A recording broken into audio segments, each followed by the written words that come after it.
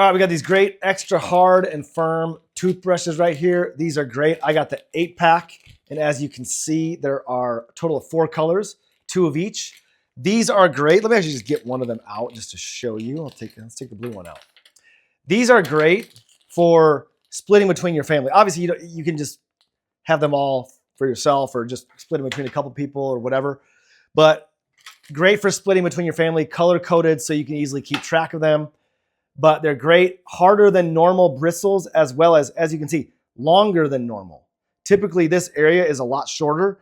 The total length of the toothbrush is 6.7 inches from the whole length. Then just this spot right here is 1.7 inches. So great, harder than normal area right here, but great, just a great toothbrush, great for, color coded and everything. You can do that. This is just the 8-pack, but you can also do the 24-pack. Amazing. A lot of people are buying these right now. Highly recommend.